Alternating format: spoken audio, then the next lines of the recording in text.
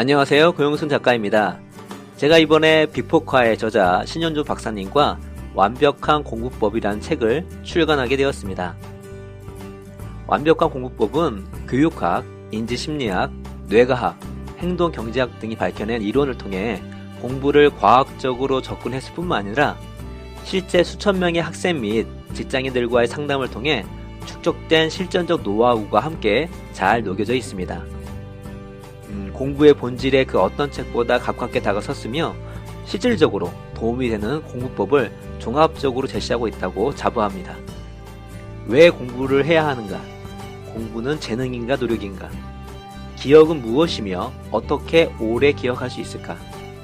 영어 듣기, 읽기, 말하기, 쓰기는 어떻게 공부해야 하는가? 목표가 왜 중요하며 어떻게 하면 효과적인 목표 설정을 할 수 있을까? 시험 불안은 어떻게 극복할 수 있을까?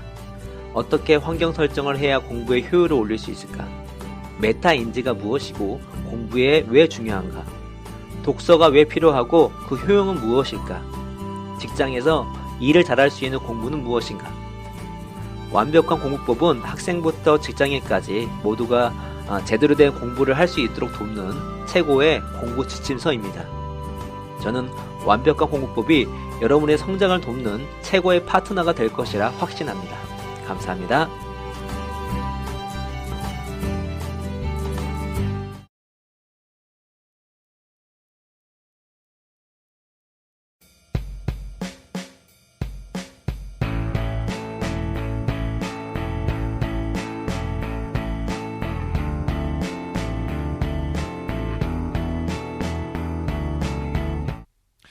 인생 공부. 예, 여러분 반갑습니다. 네, 반갑습니다. 저희가 이게 항상 좀 미리 녹음하는 거니까 생방송은 아니니까 팟빵은 녹음하는 날에 오늘 이 날에 진짜 책이 나왔습니다. 박수. 나왔는데 그러니까 나온 지가 오늘 아침부터 풀린 거니까 우리가 2시에 녹음을 하는 거니까 얼만큼 된 거죠? 6 시간 됐는데 아주 반응이 좋습니다. 네, 여러분의 지금까지는. 사랑에 아주 제가 무한한 감사를 표합니다. 감사합니다. 또 저희 인생공부 멘토링 프로젝트가 이제 접수가 끝났습니다.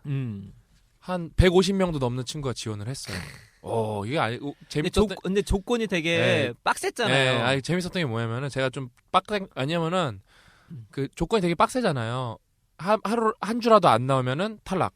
하루라도 보고 안 하면 탈락. 왜? 안 바뀌니까요. 그러면 할 필요 없는 거거든요. 쭉 갈 필요가 없어요. 안 되는 사람은 안 되는 거예요. 그러니까 이제 될 사람부터 일단 먼저 해야 되는데 그것도 못 이기면은 저는 솔직히 안 된다고 생각하거든요.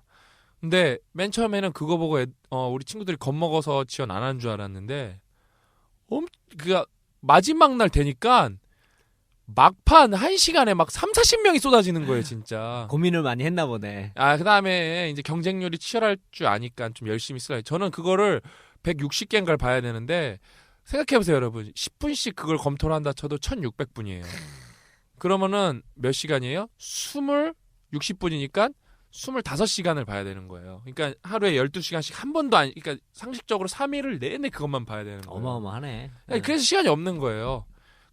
내가 그거 본다 여러분이 나한테 1원 한 푼 솔직히 주는 거 아니잖아요. 그렇죠? 근데 시간이 진짜 없어요. 그런 거 하다 보면. 진짜 시간이 어떻게 가는지 몰라요. 저는 틈나면 이제 지금 그 지원서 보고 있거든요. 근데 의지가 결연한 친구들이 몇 보입니다. 제가 160명에서 15명 뽑는 친구들은 아마 거의 100% 바뀔 겁니다. 근데, 또 안 뽑혔다고, K-팝스타 시즌 1 끝난다고 2 안 하는 거 아니잖아요? 그렇죠. 김영근? 김영근. 우리가 저번 주 방송 때 제가 말씀드렸죠? 결국에는 7.8기로 된 거 아니에요, 김영근. 8시즌 만에 우승했잖아요. 이 시즌부터 떨어졌는데. 딱 7.8기네요. 그렇죠. 거의 7.8기지. 거의 7.8기네요, 진짜. 그러니까 그게 기본 태도인데. 오늘도 저랑 고 작가님이랑 칼국수 먹고 와서 오늘 우리가 너무 긴장을 많이 해서 원래 우리 맨날 고기 먹는데 둘 다 고기가 안 들어가더라고요. 저희는 오늘 항상 방송 전에 이제 고기 먹고 힘내야 되니까. 근데 둘 다 국물만 마셨어요. 긴장이 너무 돼서 그러니까 항상 자식 태어나는 마음으로 책을 쓰는 거기 때문에 근데 고 작가님이랑도 얘기를 하면서 이제 제 얘기도 있고 저는 솔직히 살면서 부모님이 어려웠던 거 빼고는 실패를 단 한 번도 해본 적이 없어요. 항상 승승장구했어요. 근데 고 작가님은 역경을 많이 겪었는데 그렇죠. 제가 이제 고 작가님 그 얘기했죠. 버티는 게 실력이다. 버티면서 그냥 버티기만 하면 안 되죠. 버티면서 공부하는 오히려 게. 김영근이 저랑 이제 비슷해져 가고 있는. 그렇죠. 예. 그러니까 고 작가님도 책을 여러 개 써서 어떤 건 잘 된 거 어떤 건 안 된 것도 있지만 지금 이제 추세로 봤을 때는 이제 이게 우리 완벽한 공법이 인지도는 제일 그런데 높거든요. 뭐 그 인생 공부 시작하고 나서 낸 책들은 예, 다 인지도가 높았죠. 계속 성적이 좋아가지고. 왜냐하면 제가 지난번에 업로드했듯이 부모 공부라는 책은 육아 코너에 아직도 베스트로 배치가 돼 있고 어떻게 일 것인가니까 뭐 인문 쪽에 예, 은근히 스테디로 계속 팔리고 있어요. 독서 지침서로는 뭐 최고의 지침서니까 네. 거기 추천 도서도 너무 알차게 돼 있고 네. 그래서 아무튼 저는 좀 그 인생 공부 그 무료 멘토링 프로젝트 기대가 되게 큽니다. 그 교과서가 완벽한 공부법에 거기 있는 대로 진행을 할 거예요. 그 다음에 그거를 저한테 꼬박꼬박 보고를 해야 되고 그 다음에 제가 보고 그거에 대해서 좀 이제 멘토링을 해주고 조절을 해주고 좀 튜닝을 해주는 거죠. 그러니까 친구들이 못 보는 부분은 제가 좀 짚어주고. 근데 여러분 이게 지원자 중에 아주 특이한 친구가 있어요. 아 누구예요? 궁금하네. 이 친구는 되게 특이한 친구인데 사실 제 친구입니다. 지원자 중에 제 친구가 있어요. 제 친구가 있습니다. 근데 이 친구가 되게 솔직히 대단한 친구거든요. 대단한데? 일단 제 삼성 입사 동기예요. 입사 동기인데 퍼듀라는 학교가 있어요. 미국에. 이제 전작가가 한 13위, 14위 하는 되게 좋은 명문대예요. 네. 전반적으로 다 명문대예요. 거의 탑 20 안에 다 드는 명문대인데 거기서 학사, 석사, 박사를 다 한 친구예요. 학사, 석사, 박사를 다 했고 지금은 하버드 MBA에서 2학년으로 공부를 하고 있습니다. 그냥 슈퍼 인텔리인데 안 되는 거예요. 자기 기준에서는 너무 성취도 안 나오고. 그러니까 오직 닥터했으면은 친구한테 영준아 나도 신청해도 돼? 그러는 거예요. 그래서 미친 소리하고 자빠졌는데 제가 그랬거든요. 그래서 저보다 더 똑똑하고 저보다 더 뭐라 그럴까요? 영어 중국어 다 할 줄 알아요. 3개 국어래요.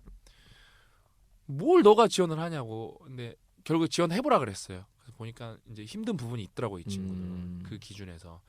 여러분, 그러니까 제가 또 한번 여러분한테 위로 한번 드릴 수 있는 게 고민 없는 사람은 세상에 없어요. 저도 맨날 고민해요. 어떻게 하면 더 잘할 수 있을까? 어떻게 하면은 우리 지금 고민하다 들어왔잖아요. 네, 계속 고민하는 거예요.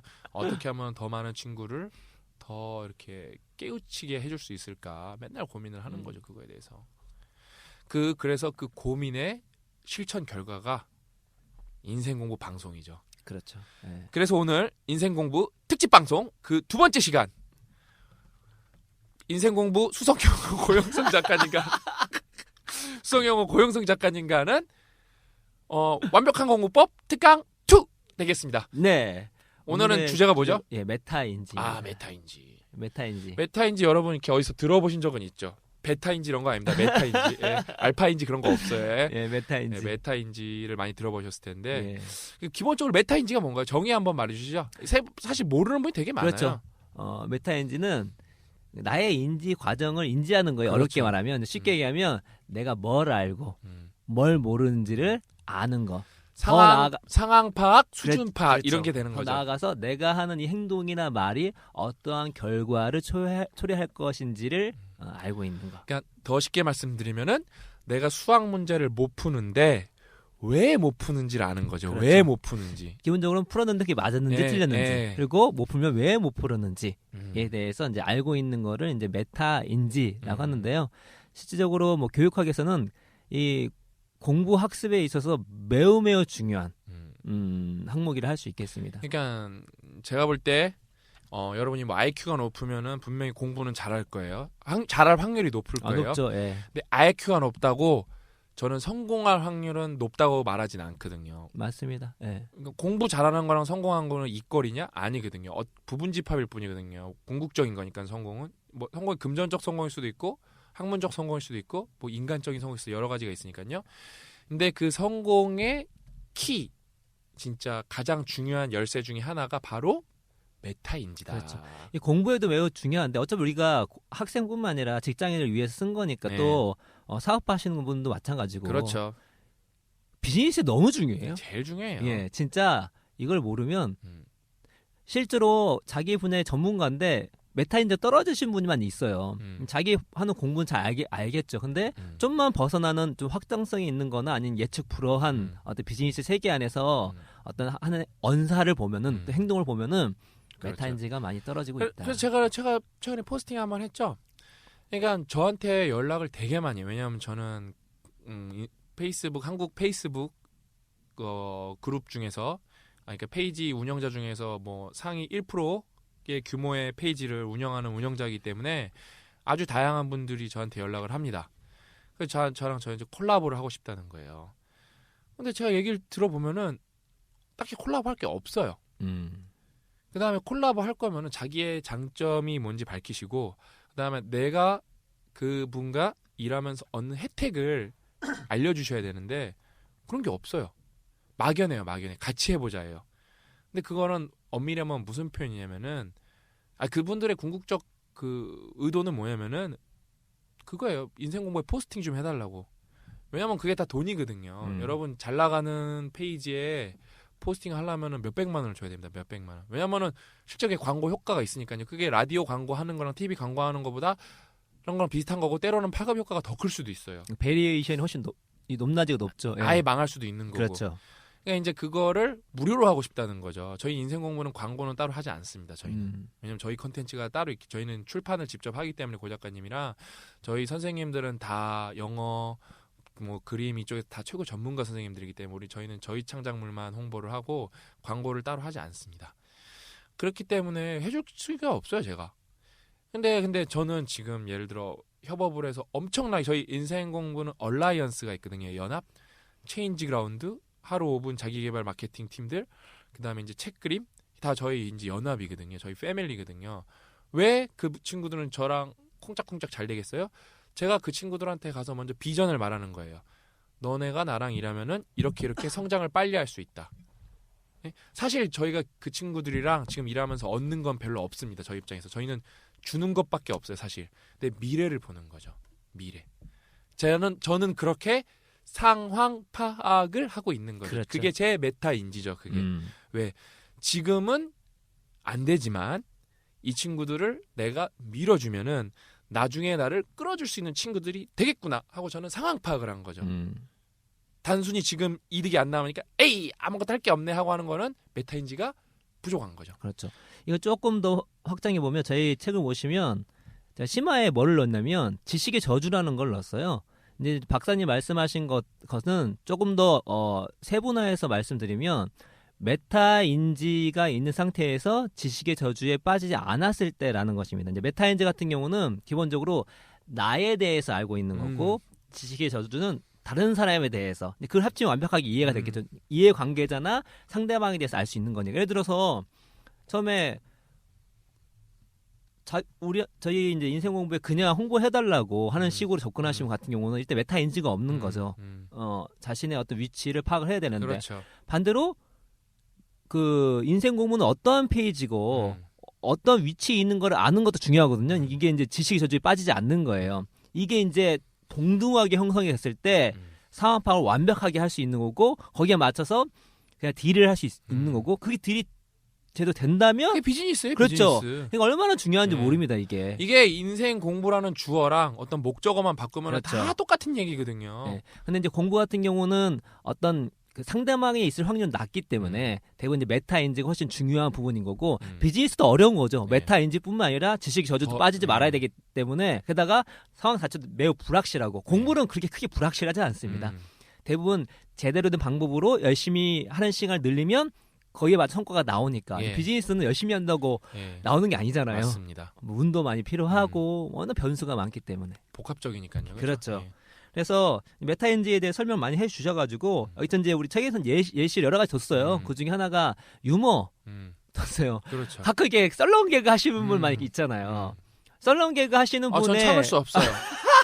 저는 제 별명이 신빵빵이기 때문에 그러니까 일빵빵 같네요. 그러니까 신빵빵이기 때문에 저는 빵빵 터지는 개그만 하기 때문에 그렇죠. 저는 참을 수 없어요. 썰렁. 그러니까 썰렁 개그라는 게 생각해 보시면 왜 이런 개그를 할까? 그게 뭐냐면 기본적으로 자기가 웃긴지 안 웃긴지 잘 모르고 자기가 하는 이야기가 터질지 안 터질지 잘 모르고 있는 거거든요. 그래서 이게 그러면 이런 것도 연구 논문이 나올 수 있냐? 나와 있습니다. 이게 아마 더닝크루거 법칙이나 이런 더닝크루거 그 그래프 같은 거 보신 분 있을 거예요. 그게 뭐냐면 무식할 때 용감하다. 그렇죠. 무식할 때 용감하다는 것입니다. 그러니까 실제 저는 아직 연구를 안 해봐서 모르지만 저는 이제 책을 쓸 때 갖고 있는 아이디어를 생각하지만 이 연구 주제와 방법을 이렇게 만드는 것이 되게 창의적인 것 같아요. 그래서 어떻게 하면 이거 유머 감각의 메타인지를 측정할 수 있을까? 그래서 여기 뭐 그 저스틴 크루거나 데이비드 더닝 교수가 어떻게 했냐면 뭐 슈퍼스타급 그 개그맨들이나 개그 작가들 있잖아요. 이 사람들은 그나마 개그에 대해서 그 인지도가 높은 거니까 이 사람들한테 이야기를 보여줍니다. 한 30개를. 그래서 그 이야기에 재밌는 정도를 측정하라고 해요. 그러면은 실제 해봤더니 실제로 비슷했어요. 그 얘기 다 독립적으로 그걸 보여줬음에 불구하고 그러면 공통적으로 이 얘기는 재밌다. 이건 재미없고 이걸 알 수가 있잖아요. 그렇다면은 이거를 이 데이터를 놓고 그냥 일반인을 놓고 한다면 그렇죠. 일반인이 만약에 이 전문가들과 비슷하게 한다면 이 사람 유머 감각이 있다고 판단할 수 있겠고 아니면 아니라고 판단할 수가 있겠잖아요. 그래서 이 주 교수가 코넬 대학교 다니는데 자기네 그 대학생들한테 똑같이 30개 그 에피소드를 보여준 다음에 그 얼마나 재밌는 평가해봐라 했습니다. 그랬더니 상위 20%의 아이들은 한 80%가 전문가하고 비슷했어요. 비슷하고. 근데 하위 그 20%는 한 50% 정도만 전문가. 안 재밌는 거 그렇죠. 재밌다 그러고 재밌는 거 재미없다 그렇죠. 그러고. 그런데 더 중요한 거는 그럼 자기가 얼마나 유머스럽냐 했더니 딱 그거였습니다. 유머 감각이 떨어진 사람일수록 자기가 유머 감각이 높다고 판단하는 거예요. 그래서 어디 가서 인기 없고. 그렇죠. 그래서 원래는 이거에 되게 유명한 명언이 찰스 다윈이 이런 얘기 했습니다. 지식보다는 무지가 자신감을 더 자주 불러일으킨다. 이게 되게 통하는 것 같아요. 메타인지가 부족할 때 나오는 거죠.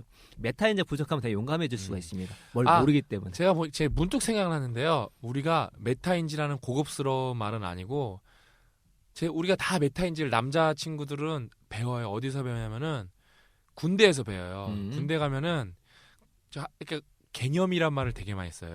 개념 있다. 개념 있다. 개념 없다. 생각해보니까 그게 메타인지였어요. 그렇죠.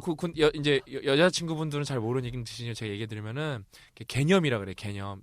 이 자식 개념 더럽게 없는데 그러면서 막 그런 말도 해요. 너 집에 다시 갔다. 왜 다시 갔다 옵니까? 개념 좀 찾아오라고 너네. 그 맨날 막 당직사관들 야 너네 관물대 열어봐. 개념 거기 놔둔 거 아니야? 개념 어디 있어? 개념 너 어디 있어? 그러면서 개념 개념이 없네. 그러면서 저는 공익 나와가 잘 모르겠습니다. 개념 훈련소 한 달 있었는데 개념이 없어갖고 개념이란 말을 전 군대에서 제일 많이 썼어요. 그래서 그 군대에서 아니 딱 그게 그거죠. 일상적에서도 개념 얘기 많이 하잖아요. 말씀하신 게 맞는 것 같습니다. 메타인지가 그렇게 그 개념 같은 거를 생각하시면 됩니다. 다른 데에서 번역을 하는 경우가 있어요. 뭐 상위인지 초인지 같은 얘기입니다. 근데 메타인지가 훨씬 더 많이 쓰인다는 거. 그래서 메타인지는 1976년도에 존 플라벨이라는 그 심리학자가 만들었어요. 근데 메타라는 게 그리스어로 뭐뭐에 관하여, 그러니까 인지에 관하여, 인지에 관한 인지라는 거죠. 라는 것이 이제 해서 이제 말을 잘 만들었죠. 그래서 많이 이제 써먹게 됐었는데 이 메타인지가 실질적으로 공부에 얼마나 중요하냐, 라를 이제 드러낸 다큐멘터리가 있어요. EBS에서 이제 나온 다큐멘터리인데요. 그야말로 그 수능 상위 0.1% 학생들. 우리는 근처도 못 가본. 그렇죠. 상위 1%, 0.1%. 네, 1%도 아니야. 0.1% 아이들을 넣고 그 학업 성취도와 기억력에 관련된 상관관계에 따른 그 테스트를 실시를 했습니다. 어떤 거냐면 이 아이들한테 단어 25개를 3초간 딱 들려줘요. 각 단어당. 3초 간격으로 25개를 들려주고 바로 3분 안에 기억나는 걸 다 쓰라고 했습니다. 썼을 거잖아요. 그래서 이 0.1% 아이들과 이제 비교 대조군으로서 일반 학생들 있잖아요. 네. 일반 학생들 똑같이 3초마다 단 하나씩을 들려준 다음에 25개 들려준 다음에 3분 안에 적으라고 했습니다. 네. 그러니까 이제 그야말로 그 단계 기억 테스트를 한 거죠. 네. 했더니 생각보다 결과는 비슷해. 별거 비슷한 네. 거예요. 0.1% 수능 진짜 되게 많이 차이날 것 같은데 느낌을 보면은 그쵸? 비슷한 거예요. 네. 그래서 이 결과에 먼저 충격받은 사람이 누구였냐면은 0.1% 아이들 좀 충격받았다고 합니다. 이 아이가 뭐가 있었냐면 자기가 좀 기억력 높은 줄 알았대요. 근데 일반인하고 똑같아? 근데 이제 나중에 우리 기억 파티 하겠지만 이거는 의미가 없는 것들을 단어를 했기 때문에 그런 거거든요. 이제 의미가 있는 것들을 하면 범주화하고 그러면 0.1% 그냥 이깁니다. 네. 근데 이게 이 실험에서 끝난 게 아니라 그 답을 적으라 했잖아요. 그 다음에 너가 몇 개를 맞힐 수 있을 것 같냐를 물어봤어요. 네가 몇 개를 아는지 모르는지를 물어본 거죠. 즉 메타인지를 물어본 거예요. 물어봤더니 일반인 평균 정도의 점수를 갖고 있는 아이들은 맞힌 애가 한 명이 없었어요. 한 명도. 근데 0.1% 학생들은 한 명대가 다 맞췄어요. 그러니까 정리를 하면 단기 기억력 수준은 비슷했어요. 근데 메타인지 내가 얼마나 외웠을까? 그렇죠. 외웠는지 내가 뭘 모르는지 그거는 압도적으로 이겼다는 거죠. 그래서 아주대학교 심리학과 김경희 교수는 이렇게 말을 했습니다. 이 두 집단의 차이는 기억력 자체의 차이가 아니라 자기가 얼마만큼 할 수 있느냐에 대한 그것을 보는 안목이 능력의 차이라고 볼 수 있습니다. 한마디로 메타인지의 차이다 라고 이제 얘기를 하고 있는 것이죠. 이 중에 이제 흥미로운 게 여기 이제 여러 가지 그 0.1% 아이들의 뭐 학습법이 뭐고 뭐 여러 가지 것들 이제 다큐멘터리 나오는데 저는 이제 이목을 끌었던 부분이 어떤 거였냐면은 단대국어에 있는 그 아이 중에 그렇게 명문대인지 몰랐어요. 그 강남에 있는 명문대예요. 그렇죠. 그 중에 한 명이 명문대래. 한 명이 고백을 하는 거예요. 네. 고백을 하는데 전국 1등. 전국 1등입니다. 전국 1등. 근데 이 학생이 원래 중학교 때 중위권밖에 안 돼 있었어요. 쩌리 우리 그 쩌리짱. 그렇죠. 네. 그런데 이 학생이 뭐라고 얘기하냐면 자기가 중학교 때 열심히 했다고 생각했대요. 자기 중학교 때 열심히 했다고 생각했는데 지금 생각해 보니까 열심히 한 게 아니에요. 그러니까 그때는 내가 열심히 했다고 생각했는데 성적이 안 나왔잖아요. 나중에 이제 이 아이가 고등학교 가고 나서 나름대로 이제 학교 그 안에서 뭐 공부법이나 학습법이나 새로운 걸 이제 생각했겠죠. 하다 보니까 내가 예전에 정말 공부를 열심히 했던 것도 아니고 제대로 하지 못했구나를 깨달았습니다. 그 얘기 뭐냐면 예전에 중학교 때는 자기가 하는 그에 대한 이해가 부족했던 거예요. 자기가 얼마나 열심히 하고 있는지 정도를 충분히 했다고 믿었던 거죠. 그렇지. 어림도 없었어. 그 양 갖고는. 생각해보니까 어림도 없을 뿐만 아니라 특히나 방법론이 많이 달랐다고 합니다. 또 예를 들어서 예전에는 문제를 많이 풀었긴 했대요. 근데 오답 노트를 한 번도 정리해 본 적이 없대요. 근데 지금 오답 노트 정리하면서 그러니까 옛날 때 열심히 했지만 틀린 거 또 틀리는 또 거죠. 틀리고 또 틀린 거 하는 거죠. 근데 오답 노트를 정리해봤더니 이제는 이게 틀린 문제를 다시 푸는 게 쉽지도 않고 좀 지겹잖아요. 근데 정리해서 공부 계속 하다 보니까 다시는 틀리지 않게 되고 그러다 보니 성적이 다시 올라가게 된 상황이 이제 형성이 되고 있는 것이죠. 그래서 한마디로 지금 이 중학교 때 중위권에 있던 학생이 나중에 0.1%의 뭐 성적을 거뒀던 이유 중에 하나가 메타인지의 성장이 있었다.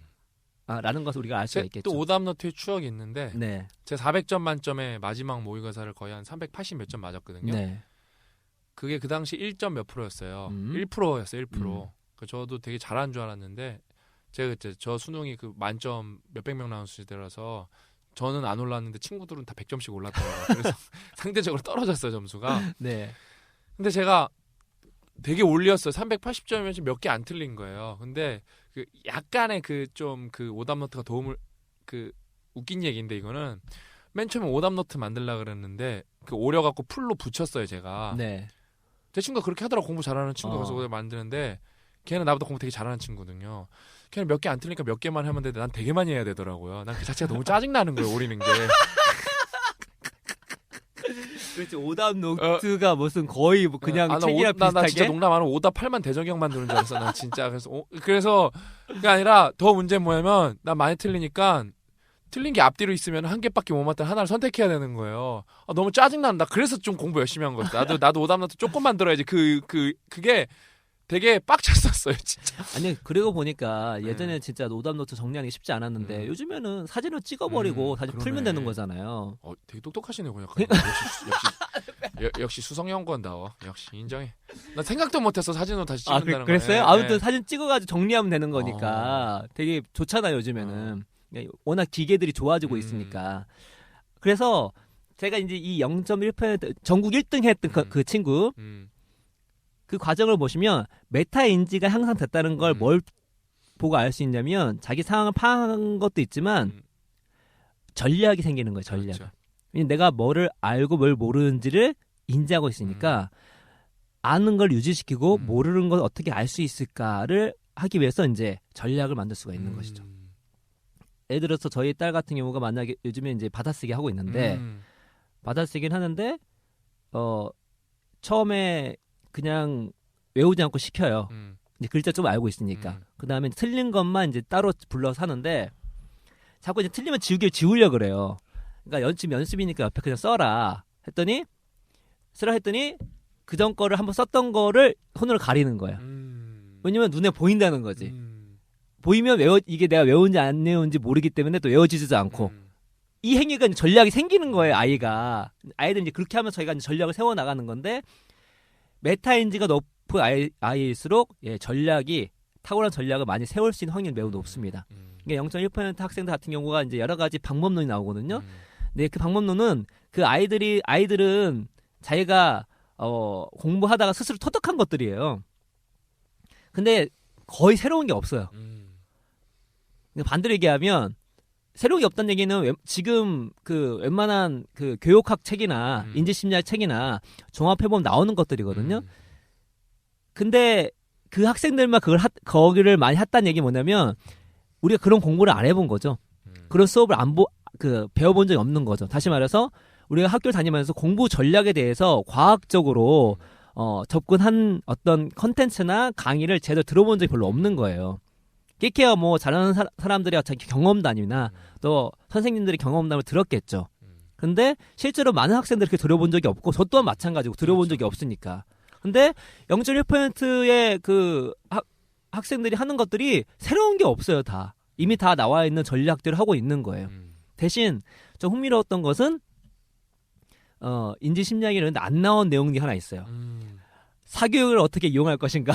그거는 뭐 교육학이 안 나오는 거니까 이 아이들 좀 다르게 사교육을 이용하고 있더라고요. 그러니까 그 통계를 보니까 지금 뭐 고등학생 중에 사교육을 하는 비중이 한 72% 정도라고 합니다. 엄청나네요. 근데 0.1% 학생들은 60% 돼요.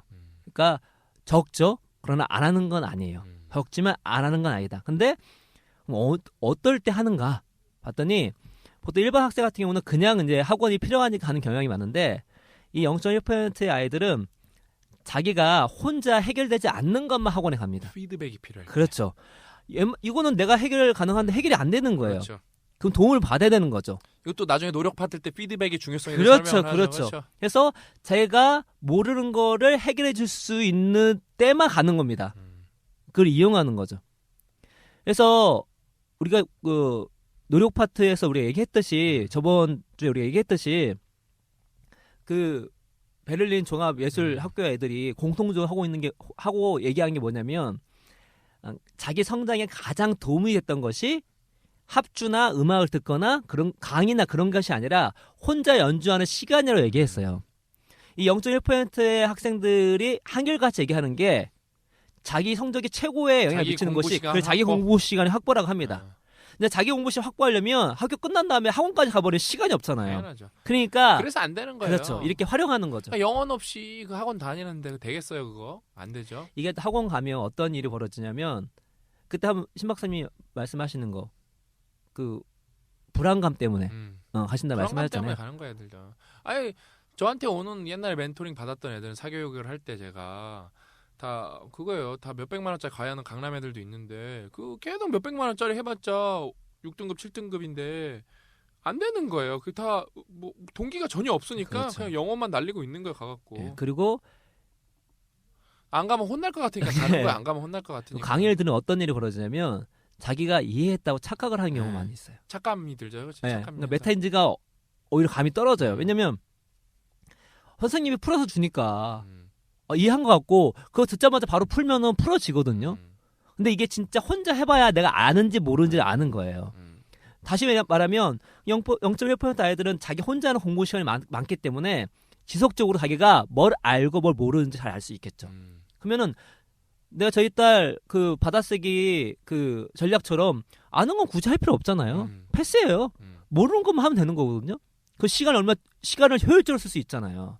근데 내가 뭘 알고 뭘 모르는지를 모르면 시간을 효율적으로 쓸 수가 없어요. 어떤 전략이 나은지도 알 수가 없는 거고. 그러니까 제가 이 메타인지 이번에 책 쓰면서 네. 고작가님 같이 쓰면서 확실히 정립을 했거든요. 그러니까 제가 왜 실패를 안 했는지 알았어요. 저는 메타인지가 되게 높아요. 그렇죠. 네. 왜냐하면 예를 들어 제 메타인지 알려드릴게요. 저는 쩔이었어요. 성균관대에서 7차 추가 꼴찌로 들어갔거든요. 중앙대에 등록했다가 그 OT 성균관대 OT 가기 전날 성균관대에서 합격했다가 성균관대 OT로 갔어요. 중앙대에서 환불 받고. 근데 이제 갔어요. 난 꼴찌로 왔으니까 거기서 못 하잖아요. 근데 뭐 저는 그건 알았죠. 수능 한두 개 틀린 거가 인생 바꾸는 건 아닌데 근데 나는 수능도 되게 열심히 노력해서 확 올린 스타일이기 때문에 원래 기본기가 약하기 때문에 뒤지게 해야겠다. 그래서 저희가 지금 가산 디지털 단지에서 녹음을 하는데 조금 가면 제 친구 저기 치과 원장이 있어요. 걔도 이제 성균관대 다니다가 전학 갔어요. 치대 가려고 전학 갔는데 아무튼 걔가 제 고등학교 동창인데 같은 과에 간 거예요. 내가 그래서 그 걔랑 구민도서관에 다녔어요. 주말마다. 근데 얘는 공부를 되게 잘해요. 수학 천재예요. 약간. 얘한테 좀 배우면서 얘는 자요. 근데 나 혼자 가면 좀 심심하니까 옛날에 달고 갔거든요. 내가. 근데 쩔이었는데 내가 4.12 맞아갖고 전액장학금 받았거든요. 그러니까 내가 못한다는 걸 알기 때문에 뒤지게 많이 한 거예요. 원래 그래서 이제 학교 입학해 보시면 아시겠지만 조를 만들거든요. 보통 요즘 워낙 크기 때문에 큰 계열들은. 그래서 조끼리 몰려다니면서 논단 말이에요. 그 다음에 공부하면 막 손가락질해요. 에이 막 이렇게 쫌팽이 같은 새끼 막 그러면서 에이 찌질이 새끼 막 이러면서 한단 말이에요. 짤 없어. 나는 장학금 받아야 되거든요. 그렇죠. 네. 그래서 내가 우리 그 6명 무리들을 다 도서관에 데리고 다녔어요. 그래서 내 친구 지금 삼성 댕기다가 우리 그 빅버커 어플 만든 친구도 4점. 저도 4.12. 우리 성욱이도 4.2. 나한테 그런 친구들이 있었어야 되는데. 환경 설정 나중에 할 거잖아요. 그러니까, 환경 설정 얘기할 거잖아요. 친구가 매우 중요하죠. 네, 환경 설정이 되게 친구가 중요하잖아요. 근데 제가 두 번째 제가 메타인지가 왜 높은지 전략 알려드릴게요. 전 영어를 못해요. 지금도 영어를 잘 못해요. 뭐 어느 정도 다 얼추 알아듣고 딱 일할 수 있는 만큼만 하는데 옛날엔 얼마나 못했겠어요. 더 못했죠. 근데 교환학생 가야 되는데 가면 영어로 수업을 하고 영어로 숙제를 내야 될 거 아니에요. 그렇죠. 말도 안 되는 상황이 나한테 펼쳐지는 거예요. 그래서 어떻게 하겠어요? 제 교환학생 가서 들을 과목 2과목을 첨강을 다 하고 왔어요. 여기서. 그래서 가서 해서 다 1등을 했죠. 제가. 그냥 두 과목을 공부를 따로 할 필요가 없으니까 어때요? 그냥 조금만 해도 되니까 딴 과목을 공부할 수 있는 여유가 많이 생기잖아요. 그러니까 뭐 압도적인 거예요. 그러면서 메타인지가 좋아서 부익부 빈익빈 형상 뭐가 일어났냐? 공부를 잘하니까 친구들이 다 저한테 질문하려고 그러는 거예요. 그냥 말하면 떠듬떠듬하니까 짜증나서 말 안 할 텐데 다 두 손 모아가 경청해요. 숙제 100개 되니까. yes. 그러면서 그다음에 내가 막 헛소리하면은 막 이제 못 알아듣는 거야 영어를. 그러면 걔가 이게 맞냐? 내가 만든 그 표현이 맞는 것 같아. 그거 맞다고. 그 마지막에 나 갈 때는 내가 그 축구 같이 하던 백인 친구한테 난 4학년이 걔는 3학년이었거든요. 네. 그 컴퓨터 구자로 제일 어려운 문제 있는데 그 시험지 주고 갔어요 걔한테. 걔가 그래서 막 you're the god 막 그러면서 막 신이라고 막 그러면서 주니까 그거 시험지 주니까. 네.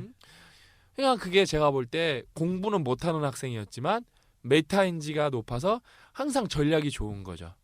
그렇게 살아남은 것 같아요. 이게 제가 그 왜 메타인지가 정말 중요한지 이제 책 쓰면서 완전 저는 확고하게 정립이 됐어요. 저희도 우리 책 쓰면서 발전하고 있으니까 저도 정리가 많이 됐습니다. 그래서 이쪽 보면은 그만큼 메타인지가 중요하고 메타인지를 추적해 보면 0.1% 아이들이 혼자 공부하는 시간을 많이 가짐으로써 실제로 도움을 받지만 그 과정 속에서 혼자 공부를 하기 때문에 메타인지를 계속 향상시키고 있는 거죠.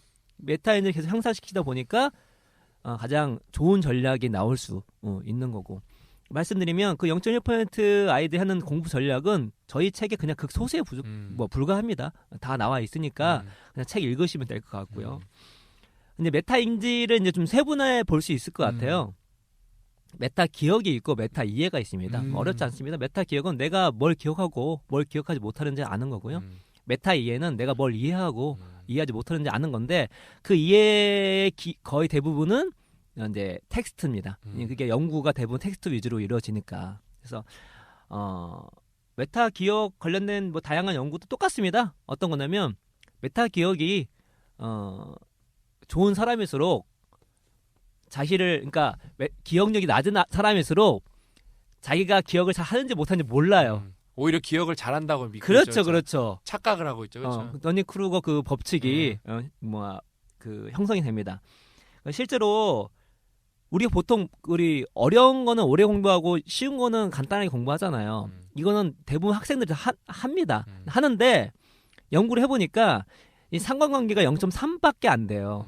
그러니까 이 상관관계는 0에서 1까지가 있잖아요. 1은 완전히 상관관계가 있다는 거고 0은 아예 없는 상관관계가 없다는 거고 0.3은 되게 낮은 편에 속하는데 그러니까 학생들이 어려운 거는 시간을 늘리고 쉬운 문제는 시간을 쫓긴 하는데 그 비율이 생각보다 높지 않은 거죠. 그러니까 전략은 있으되 전략을 제대로 하고 있진 않다는 걸 알 수가 있는 거죠. 그만큼 많은 학생들이 메타 어떤 기억이나 메타 인지 능력이 생각보다 높지가 않다라는 것들을 알 수 있겠고요.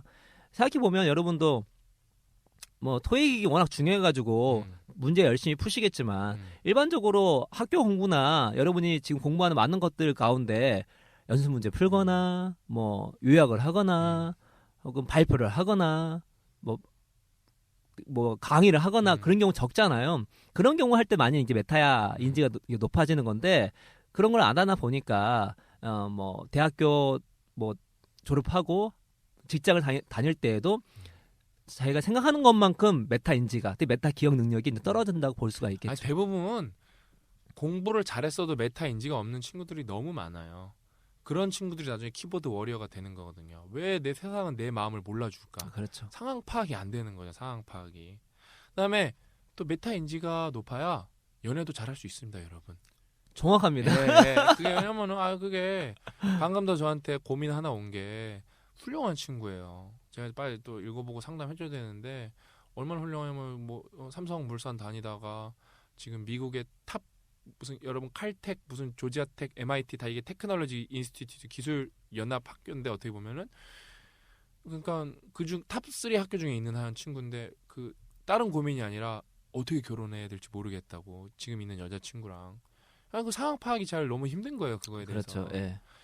이게 메타 인지가 그 좀 수학적으로 말하면은 절대 상수가 아니고 기울기거든요. 기울기. 내가 어디에 위치에 있는 게 중요한 게 아니라 어떤 기울기를 갖고 있냐가 되게 중요한 미분값이거든요. 미분값. 그러니까 근데 보통 다 보면은 그거를 잘 모르고 왜 그냥 기울기를 알아야 내 미래도 예측이 되는 거거든요. 내가 3년 지나면 저 위치에 있구나. 그러니까 여러분이 미래 계획 세우는 것도 다 메타 인지예요. 그렇죠. 예. 근데 여러분 왜 맨날 여러분 그렇게 세우잖아요. 딱 12월 말 되면은 앉아갖고 종이에다가 아니면 뭐 핸드폰에다가 영어 공부, 다이어트, 독서, 뭐 그렇게 쓰잖아요. 네. 그거 여러분 안 써도 돼요. 작년 거 그대로 쓰셔도 돼요. 뭐 안 지켰으니까 다. 그러니까 메타인지가 없기 때문에 그렇죠. 얼만큼 공부해야 되는지를 모르는 거예요, 여러분이. 뭘 확 그냥 진짜 아작내야 이게 끝이 난다는 거, 그 임계점을 넘는지 그걸 모르니까 계속 똑같은 게 그 12년 전 거 써주셔도 여러분 무방합니다, 진짜. 예. 그래서 뭐 지금 우리 메타 기억 하고 있으니까 그 메타 기억 중에 잘못된 전략 중에 뭐 대표적인 것이 반복적으로 읽으면 막 계속 그냥 읽기만 하면 반복적으로 기억이 잘 된다. 어림도 없다. 택도 없고요. 그 다음에 이게 속닥거리지 않고 큰 소리를 하면 더 잘 외워진다. 예를 들어서 이제 책을 여기 보면 이 책을 보는 당신은 이렇게 하는 것보다 이 책을 보는 당신은 이렇게 할 때 잘 외워진다. 전혀 그렇지 않습니다. 예, 속삭이든 아니든 상관없습니다. 예, 크게 얘기하든 하위 발성을 하든 내뱉는 게 중요하다. 그렇죠. 내뱉는 게 중요한 거고. 그러니까 오히려 전략적으로 작게 말하는 게 좋죠. 에너지 소모가 적으니까. 그렇죠. 예. 그리고 작은 글씨든 큰 글씨든 외우는 건 전혀 상관없다. 음. 이런 것들 이제 아는 것이 네. 메타인지를 높이는 것 중에 그렇죠. 하나거든요. 근데 메타 이해는 이제 내가 얼마나 그걸 이해하고 있는가 아닌가인데 대부분 이제 텍스트 중심으로 돼 있어요.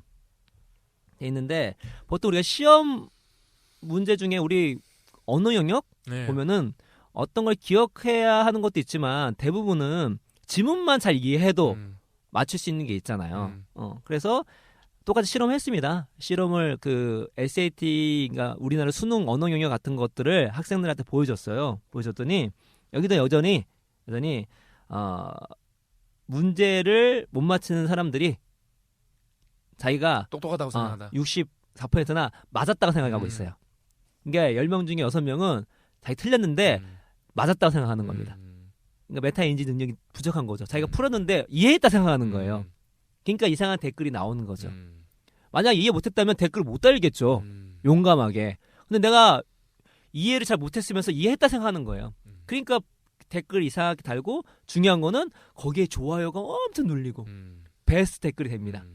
그게 이제 본문의 영역이 복잡하거나 좀 어려울 때, 다시 말해서 좀 더 높은 문해력을 요하는 그러한 기사일 경우에 베스트 댓글이 이상한 댓글이 많이 나와 있는 거고, 그 베스트 댓글 쓴 사람은 메타인지가 떨어진 사람이라 할 수 있겠고, 거기에 좋아요를 누른 많은 사람들이 메타인지, 메타 이해 능력이 떨어진다고 볼 수가 있겠죠.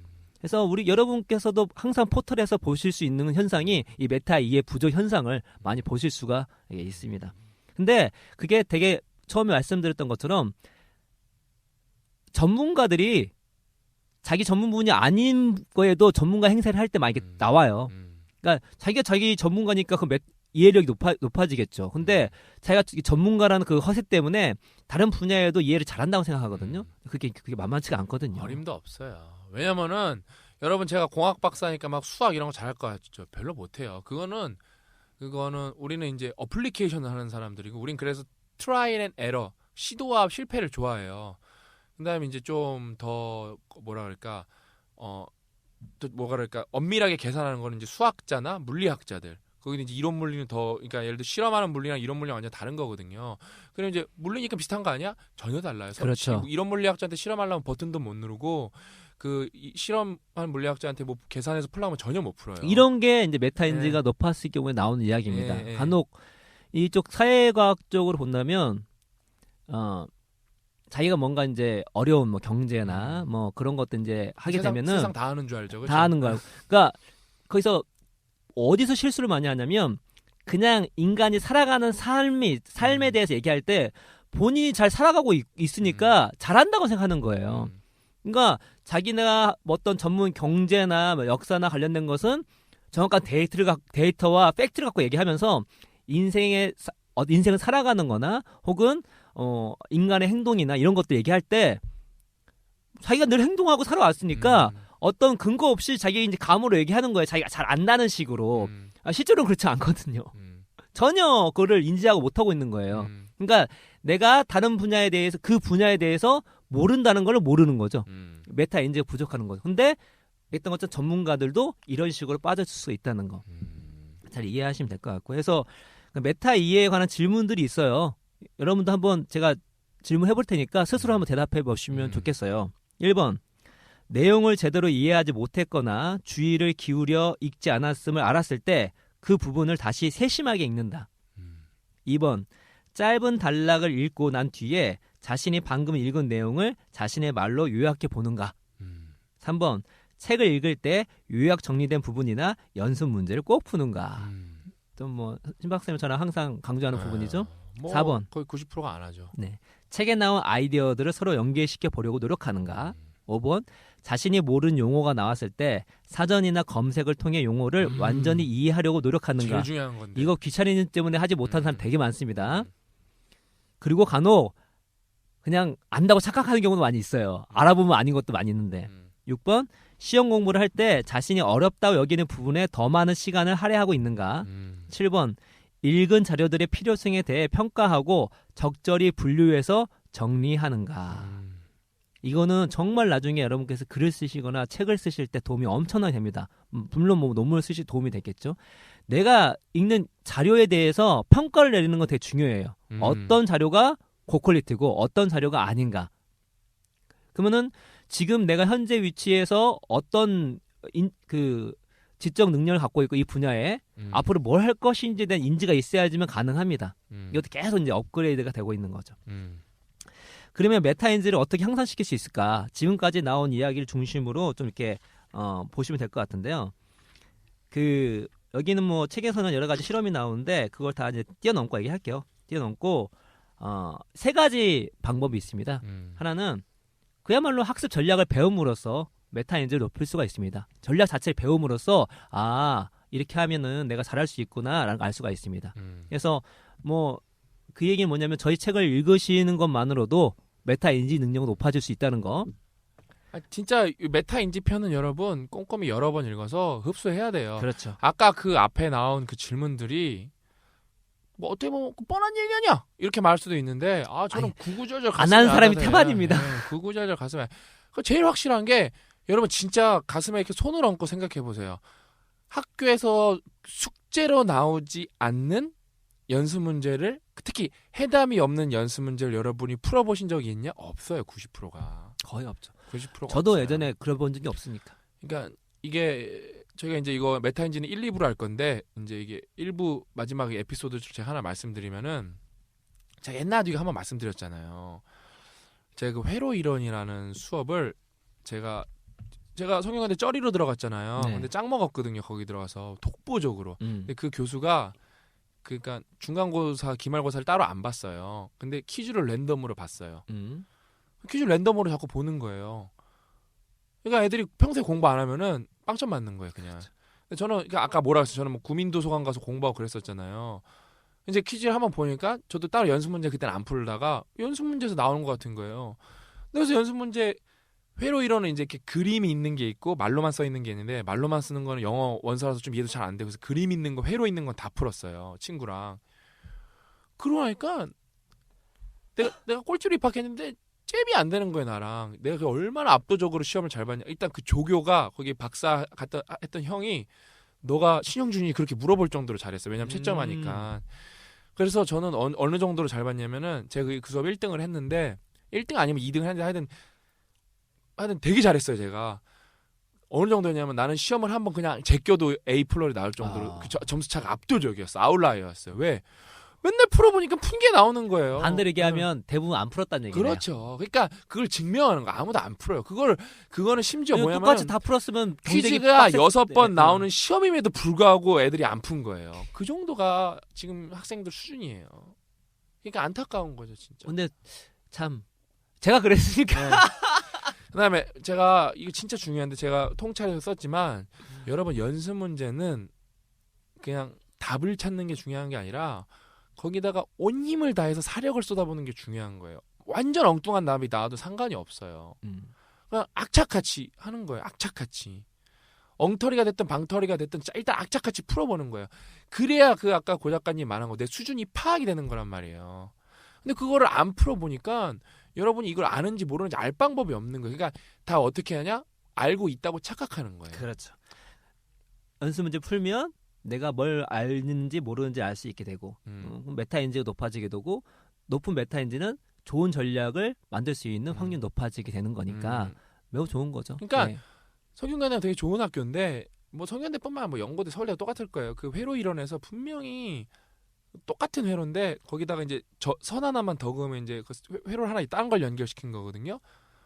그것만 나도 막 다 쩔쩔매고 난리가 나요 진짜. 살짝만 응용을 해도 그러니까 생각을 안 해봤기 때문에 거의 똑같은 문제인데. 저는 쩔쩔매지 않고 그냥 나왔어요 밖으로. 그냥 그래 이거 나왔어? 밖에 나가지 뭐. 하도 그런 적이 많아가지고 예. 그러니까 진짜 안타까운 거예요 그게. 그러니까 제가 그 아까도 말했듯이 뭐 제가 아까 미국에서 어떤 친구 시험지 주고 왔대요. 제가 그 컴퓨터 구조에서 1등을 했는데 어떤 문제를 제가 혼자만 풀었어요. 그 로직 그게 스테이트 다이어그램에 관한 그러니까 로직을 설계하는 문제였는데 제가 그걸 어떻게 풀었냐면은 그 컴퓨터 구조라는 게 이제 논리적인 계산 연산이 확장인데 제가 그때 당시 그게 3학년 수업 아니면 4학년 수업이었거든요. 근데 제가 2학년 때 성균관대에서 들은 논리회로 때 배운 그 개념으로 저만의 방법으로 풀었어요, 그거를. 근데 이게 맞아버린 거예요, 그게. 근데 내가 영어도 길게 못 쓰니까 그림으로만 되게 짧게 설명을 했어요. 근데 나만 맞았나 봐요, 그걸.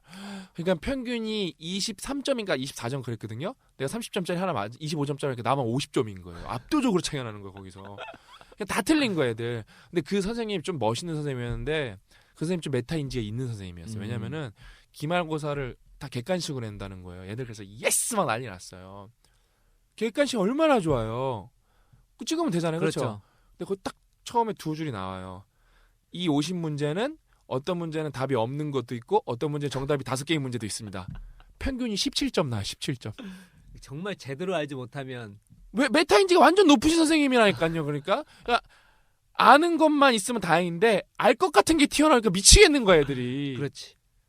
그다음에 그 빵개를 선택할 수 있는 용기. 그 선생님 되게 훌륭하신 선생님이었어요. 그 선생님이 미국 선생님인데.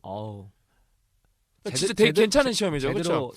당한 입장에서는 근데 힘들긴 하지만 그 선생님이 그 시험 내려면 얼마나 그렇죠. 힘드셨겠어요. 그렇죠. 저는 한국 교수님들도 이런 중간고사나 기말고사는 꼭 다 이 객관식 5문제 그 없다 있다 해야 된다고 생각해요. 우리 학생들 쓰러지겠는데. 그다음에 더 충격적인 건 그게 왜 났냐면 그게 틀리면 감점이에요. 그러니까 마이너스 점수 나오는 친구도 있어요. 그럼 빵점이에요, 빵점 그러면은. 장난 아니네. 그때 마이너스 중간고사에서 깐다는 하여튼 지옥의 시험이었어. 그게 그러니까 내가 그 시험 문제 주니까 걔가 막 나한테 머리 비비고 그런 거였어요, 그거를. 그러니까 그런 게 정말 짜증 나지만 실제로는 여러분의 실력을 향상시킬 수 있는 그런 겁니다. 저도 아직 기억나는 게 문학개론 시간에 그래 기억나는 수업이 있어요? 그건 되게 열심히 했어요. 왜냐면 되게 특이했어요. 왜냐면 그분은 이제 제가 성함 말씀 안 드릴게요. 그분이 쓴 책은 제가 제일 싫어하는 책이기 때문에. 근데 그분을 만났어요. 만났는데 근데 수업은 거의 최고봉이었어요. 그분이 뭐 강의하신 거는 10분 15분밖에 안 돼요. 그러니까 팀별로 하나의 어떤 주제를 정하고 그 주제에 합당하는 문학 작품을 정한 다음에 그거를 발표를 하는데 저희의 라이벌 그룹을 무조건 있어요. 라이벌 그룹은 저희가 준비한 것들 논파하는 걸 준비하는 거예요. 완전 싸움이네요. 그다음에 전쟁. 외부의 나머지 학생들이 그걸 평가하고 중간에 치고 들어가면 또 플러스 점수까지 있는 거예요. 되게 다이나믹하네요. 진짜 치열했어요. 그거 이제 한 팀에 4명씩 먹고 하는 건데 이런 전쟁을 방불케 했어요. 그러니까 이걸 지면 안 되니까. 그러니까 제가 그때 막심 고리끼 이런 책들 열심히 읽고 원래 평소에 거의 안 읽을 책인데 야 이거 한번 다른 조 하는 거 보니까 모르면 진짜 개박살 나겠구나 해가지고 그때만 민중이 뭔지에 대해 좀 생각도 많이 하고 장길산 뭐 등등등 해가지고 확실히 그렇게 힘들게 공부하다 보니까 남더라고요. 그러니까 이제 어차피 우리가 나중에 기억편에 서서 이제 자세히 뭐 말씀드리겠지만 아무튼 그렇게 빡시게 하는 것이 교수님 여러분을 괴롭히는 게 아니라 그런 교수님들이 여러분을 사랑하시는 거예요. 진짜로. 진짜 실력을 키우기 위해서 맞아요. 그런 걸 설계를 하시는 거죠. 그게 쉬운 게 아니에요. 얼마나 힘든데요. 그러니까요. 그렇게 왜냐하면 그런 설계를 하고 원활하게 진행을 해야 되고 또 그거를 학생들이 중간중간에 나온 질문이나 어려움이나 그런 것들 다 인도를 해야 되기 때문에 이게 쉬운 게 아니거든요. 그래서 저희가 1부에 2줄 요약을 하면은 항상 상황 파악을 하려고 노력을 그렇죠. 하고 그 다음에 구체적인 너무 복잡하면은 또 안 한단 말이에요. 상황 파악에 가장 좋은 거는 연습 문제를 푸는 것이다. 그렇죠. 다른 거 방법 많잖아요. 그건 책에서 여러분이 혼자 읽으시고 부딪혀 보는 것이다. 부딪혀보는 것이다. 연습 경험이라든지 그러니까 피드백이나 문제라는 게 꼭 그 교과서에만 있는 게 아니고 하여튼 어떤 시뮬레이션을 해보는 게 좋다. 이렇게 연습을 해보는 게 좋다. 나를 그러니까 뭔가 이렇게 부딪혀보면서 그것만 하면은 내 메타인지가 올라가고 내가 비즈니스 할 때 나중에 훌륭하고 공부도 잘하게 된다. 네. 그러니까 1부의 신박사의 2줄 요약이었습니다. 좋습니다. 2부에서 찾아뵙겠습니다. 기다리세요. 예.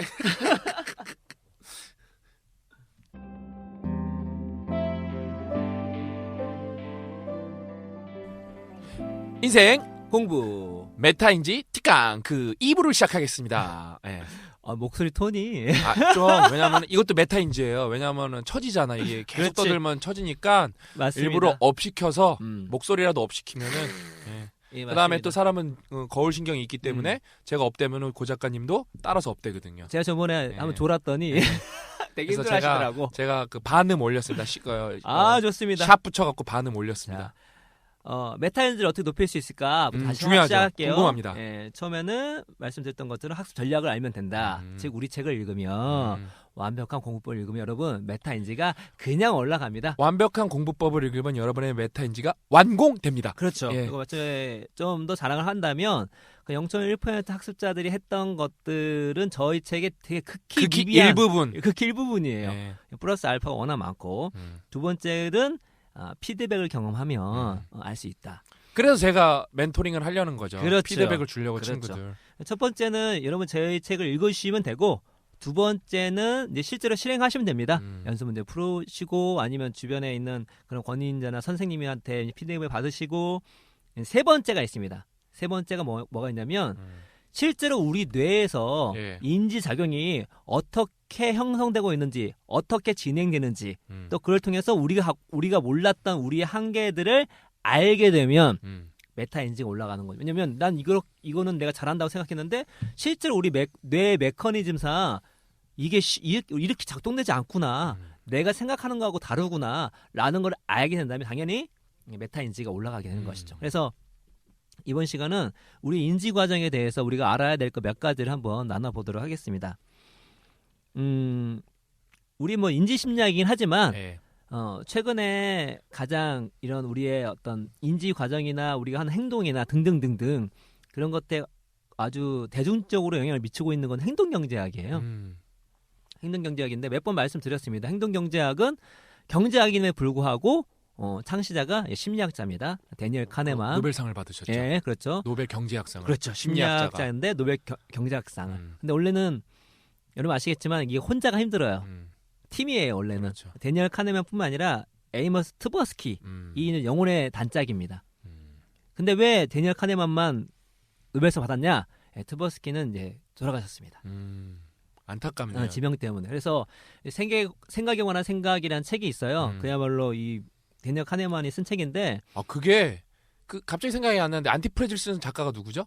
대단한 나심 사람? 탈레브가 나심 탈레브가 프로이드의 꿈의 해석과 동급이라고 썼어요. 마르크스의 예. 자본론과 그러니까 동급이다라고 했습니다. 아니, 실제로 그렇습니다. 왜냐하면 지금 현재 나왔던 우리가 그러니까 왜냐하면 특히 서양에서는 더 그럴 거예요. 동양에서는 좀 덜 하는데 서양에서는 인간을 되게 이성적으로 바라보고 특히나 경제학 같은 경우는 철저하게 그 호모 이코노미쿠스 합리적인 인간, 이성적 인간을 그려왔었는데 예. 실제로 까 보니까 뇌과학 발달하고 심리학 발달하고 등등 여러 가지 실험을 해보니까 전혀 그렇지 않다는 것이 이제 밝혀졌기 때문에 그야말로 우리 스스로를 이해하는 지평이 넓어졌잖아요. 예. 그러니까 인간종 전체의 메타 인지가 향상된 거예요. 이 데니얼 카네만을 통해서. 근데 원래는 이분들이 그 노벨상을 받게 된 거는 1979년도에 썼던 논문 때문에 된 예. 건데요. 그래서 이 당시 이제 그 당시에는 이제 뭐 학자들 사이에만 알고 있었던 거고 나중에 이제 행동 경제학이 산생하게 되면서 대중적으로 인기가 있었지만 사람들이 많이 이제 기다렸던 것이 데니얼 카네먼이 좀 대중서를 써줬으면 좋겠다. 뭐 일반 분들이 계속 논문 읽을 수는 없는 노릇이잖아요. 그러다가 왜냐면 이분이 대중서가 없었어요. 다 논문만 썼었지. 그러다가 드디어 이제 대중서를 쓴 게 말씀드린 생각에 관한 생각입니다. 그야말로 행동 경제학의 집대성한 그런 책이라고 할 수 있겠죠. 근데 이제 이 데니얼 카네만이 얘기하는 게 그거예요. 그 생각에 관한 생각의 원제가 뭐냐면 thinking fast and slow입니다. 그러니까 빨리 우리가, 생각하고 천천히 생각하고 그렇죠. 두 가지 종류의 생각 그렇죠. 방식이네요. 그러니까 빨리 생각하는 걸 시스템 1이라고 얘기하고요. 느리게 생각하는 시스템 2라고 하는 건데 시스템 1은 뭐 설명을 읽어드리면 감각과 기억을 이용하여 아주 짧은 시간 동안 상황을 평가한다. 무의식적이고 순간적이며 즉각적이다. 직관이네요. 직관. 그러니까. 그런 거 맞습니다. 예. 그래서 예를 들어서 우리가 1 더하기 1 2 그렇죠. 예. 이거 우리가 뭐 굳이 생각하지 않아도 틀린 아까 쫄았어. 그러니까 여러분께서 1 더하기 1을 듣는 순간 2라고 생각 안 하기가 힘들거든요. 매우 자동적으로 나옵니다. 별 생각 안 해도. 이런 것이 이제 시스템 1 같은 거예요.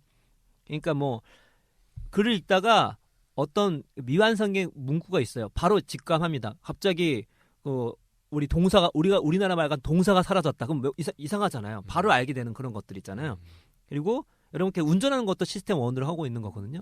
제가 항상 운전하면서 매일 느끼는 건 뭐냐면 처음에 어떻게 이 많은 사람들이 운전하는 사고 없이 가는가? 자동적으로 대부분 하고 있기 때문입니다. 시스템 2는 뭐냐면 느리게 생각하기인데요. 그거는 그야말로 이성적으로 생각하는 거예요. 숙고, 직관의 반대, 그렇죠? 예. 1 더하기 1은 아니지만 17 곱하기 24. 모르겠어요. 예, 우리 계산을 해야 되죠. 근데 아시겠지만 네. 그 예전에 주판 많이 하시는 분 같은 경우는 즉각 나올 거예요. 그건 이제 자동화 시켰기 때문에 시스템 2를 시스템 1으로 만든 거겠죠. 그러나 대부분 사람들한테는 17 곱하기 24는 이성적으로 판단해 계산을 해야 되는 거죠. 시간을 들여서. 뭐 등등 이 책을 받는 책에서 그 다가 몇 개 있는가? 그런 아는 것들. 그럼 일일이 세어봐야 되잖아요. 네. 또 계산을 해봐야 되는 거고. 이런 건 시스템 2인데 우리는 많은 사람들이 자신을 합리적인 사람이라 생각해서 시스템 1보다 시스템 2로 어떤 선택이나 판단이나 생각을 한다고 생각해요. 당연하죠. 그렇게 근데 생각합니다. 저도. 이성적으로. 그렇죠. 근데 데니얼 카네만 얘기는 그렇지 않다. 많은 실험을 해봤더니 대부분의 사람들은 시스템 1을 압도적으로 많이 생각하고 있다. 그럼 그런 게 그런가요? 제가 옛날에 주워 들은 에피소드가 있는데 네. 그 자동차 살 때 정보를 많이 주고 그다음에 정보를 조금 줬을 때 정보를 조금 가진 사람들이 생각보다 더 올바른 선택을 했다. 이게 자동차였나 무슨 뭐 자전거였나 뭐 그런 그거는 그거였대요. 의식적으로 생각할 때고 무의식적으로 생각할 때하고. 그러니까 의식적으로 생각할 때는 정보가 많으면 오히려 못했고 맞아요. 정보가 많았을 경우에는 무의식적이 훨씬 더 선택을 잘했다라는 예. 거고 이 같은 경우는 이런 거죠. 면접 볼 때 아실 거예요. 면접 볼 때 나는 객관적으로 본다. 자료와 하지만 막상 데이터를 뽑아보면 인종적 편견, 성적 편견, 젠더 편견 이런 것이 있다는 거죠. 그러니까 나는 객관적으로 이성적으로 판단했다. 하지만 그 이면에 있는 시스템 1이 작용하는 거죠. 우리 노력 때도 나왔잖아요. 사람들 다 이성적으로 노력이 훨씬 중요한다고 말해놓고 그렇죠. 판단은 다 천재로 했잖아요. 그렇죠. 그런 거죠. 나는 합리적으로 생각해보니까 노력이 중요한 것 같다. 하지만 실제로는 편견이 있는 거죠. 천재를 선호했어요. 재능에 대한 편견이 있었던 것이죠. 때문에 이런 것이 있기 때문에 우리가 갖고 있는 뭐가 나온다? 편향, 착각 이런 것이 나옵니다. 그래서 우리가 갖고 있는 착각이나 편향들을 몇 가지만 안다 할지라도 공부할 때 되게 큰 도움이 됩니다. 된다. 이제 그 몇 가지를 말씀드리면 기억력 착각이 있습니다. 그러니까 메타 기억하고 비슷한 거예요. 우리가 자신의 기억 수준을 착각하는 것입니다. 엄청 잘 기억하고 있다 막 이런 식으로. 그래서 뭐 실험이 있어요. 그러니까 임의의 숫자 15개를 보여준 다음에 얼마나 외울 수 있을지 물어봤더니 40%가 10개 이상은 가능합니다. 했습니다. 근데 10개 이상 맞춘 사람은 1%에 불과했습니다. 우리가 이제 기억판을 배울 거예요. 단기 기억은 7 플러스 마이너스 2입니다.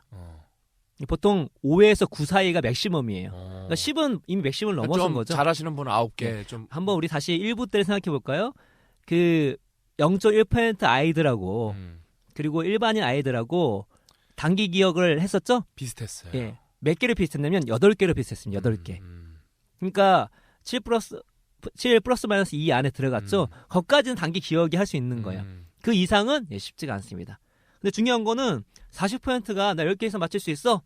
그러나 10개에서 맞춘 사람은 100명 중에 1명. 제가 어디서 옛날에 또 재밌는 실험을 봤는데 어떤 사람들한테 그냥 그럴듯하게 말하는 거예요. 전혀 아닌데 과거를 기억 못하니까 넌 과거 이런 거 한 게 있었어. 기억나니? 전혀 없었던 일인데 그 기억나요. 그러는 거예요. 맞습니다. 그러니까 기억한다고 착각하는 거죠. 살살살살 꼬시니까. 되게 핵심적인 게 보통 섬황기억이라는 게 있습니다.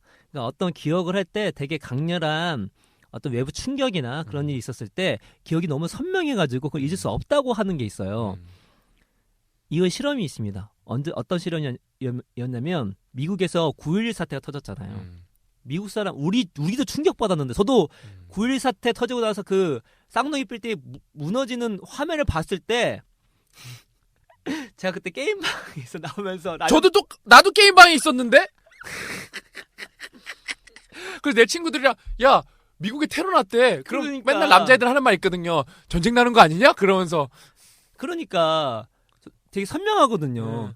충격이었으니까. 많은 사람들이 그 당시에 자기가 했던 그 9.11 사태 터졌던 때 자기가 뭘 했는지에 대해서 매우 선명한 기억을 갖고 있어요. 그러니까 이게 그 타이밍이 중요한 게 이 똑똑한 심리학자는 미리 준비한 상태에서 이런 것들은 이제 실험으로 이용합니다. 이미 성관 기억이라는 것이 효과가 없다고 알았던 그런 심리학자들이 9.11을 터지자마자 사람들한테 그때 뭘 하셨냐고 얘기하게 했어요. 뭐 했는지. 그 다음에 몇 년 후에 그 당시에 9.11 사태 터졌을 때 무슨 일이 했는지 기억하십니까? 너무 선명하게 기억하고 있다는 거예요. 얘기해 바라고. 했더니 예전에 적었던 거하고 판이하게 다른 거죠. 우리가 성관 기억이라 하는 것도 상당히 많이 잊어먹거든요. 이 기억의 착각이고요. 그리고 예전에는 그 범죄 증인들이 이제 그러니까 DNA가 나오기 전에 그 대부분 이 사람이 범인이 아니냐를 할 때 증인들의 그 증언이 되게 중요한 그 증거였잖아요. 근데 그 한 연구에 의하면 DNA를 검사 통해 드러난 오판 중 70%가 DNA를 이제 나온 다음에 다시 그 재판을 하고 검사를 해봤어요. 했더니 오판이 나왔을 거잖아요. 그 오판 중 70%가 뭐냐? 잘못된 증언이었습니다. 아, 그 증언이 그러면은 그 위증은 아니고 뭐라 하죠? 그러니까 잘못된 오판된 것 중에 그러니까 예를 들어서 증언이 대부분 옳았다는 거. 근데 네. 오판이 몇 개 있을 거잖아요. 근데 오판들을 모아봤어요. 왜 오판이었나? 했더니 그 중에 70%가 그 증인의 기억력 착각 때문에. 진짜 짜증나겠다. 그걸로 만지다. 그래서 그 어떤 책에는 어떤 사람이 그 흑인을 살인자로 완벽하게 지목을 했어요. 살인자 자기 그 남자친구를 죽이고 자기를 강간을 했나? 그 대상이 자기 강간한 사람인가? 아무튼 그 대상을 본 거예요. 자기 강간한 사람을 봤는데 기억 못할 수가 없잖아요. 네. 확실하다 이 사람. 근데 나중에 알아봤더니 DNA 해봤더니 아닌 거예요. 이 사람이. 나중에 이 여자가 이 사람과 함께 돌아다니면서 얼마나 증인의 어떤 그런 것들이 틀릴 수 있는지를 어떤 상기시키는 그런 캠페인을 하고 돌아다니고 있다 하더라고요. 그만큼 우리가 자신이 뭘 기억했느냐에 대해서 아는 게 쉽지 않다는 거. 참 진짜 데니얼 캄이 대단한 거 찾았네요. 그렇죠. 진짜 상식적으로는 다 그냥 이성적으로 행동을 할 것 같은데 그것도 메타인지가 부족한 거죠. 우리는 그렇죠. 그러니까 실제로는 직관에 의해서 훨씬 많이 움직이는데 착각하고 있으니까 이성적일 거라고. 그러니까 이런 것들 알려면 다시 돌아가는 겁니다. 피드백을 받아야 되는 거예요. 내가 생각하는 걸로는 주관적 판단으로는 제대로 알 수가 없어요. 착각을 하고 있으니까. 시험 봐보고 연습 문제 풀어보고 내가 앞에서 발표해보고. 맞아요. 내가 기억한 줄 알았는데 몰랐네. 그러니까 알 수 있는 거죠. 저는 이제 워낙 그런 강연을 많이 하고 하니까 친구들한테 항상 저는 그 상호작용이 있는 강연을 하려고 노력을 하거든요. 너무 좀 친구들이 거부감 들 정도로 그렇게 해야 되는데 제가 항상 물어보면 그거거든요. 책 읽은 사람 손 들어보라 그런 다음에 왜 감명 깊었는지 하면 거의 감명 깊은 이유를 못 대요. 머릿속에서만 감명 깊은 거고 표현을 못해. 그럼 이해 못한 거거든요. 그렇죠. 근데 그걸 잘 모르는 거죠. 거예요. 예. 그다음에 발표하면은 벌벌벌벌 떨고. 그러니까 자기가 그러니까 그런 상황을 경험 안 해봤으니까. 아까 우리가 1부에서 뭐라 했어요? 고 작가님이 한 줄 정리 마지막에 부딪혀봐야 자신을 파악할 수 있다는데 그 실제로 발표를 해본 적이 거의 극히 드무니까. 그렇죠. 부딪혀보니까 진짜 벌벌벌벌 떨리는 거. 내가 그렇게 떨릴 줄 몰랐던 거예요. 키워 중에 댓글로 막 키워하는 사람 있죠? 네. 되게 많이 하는 것 같죠? 실제로 글을 써보면 알아 답 나오거든요? 본인 컨텐츠는 없으면서 댓글로 엄청 뭐 아는 척이에요. 그런 사람이 자기가 한번 스스로 글을 써보면 허접하죠. 글 쓰는 게 쉽지가 않구나라는 걸 알 수가 있는데 그걸 안 해보면 모르는 거죠. 아니 댓글로는 그 글을 많이 쓰면 빈틈이 나오잖아요. 저랑 고 작가님은 우리는 이제 글을 써서 먹고 사는 사람들이 작가잖아요.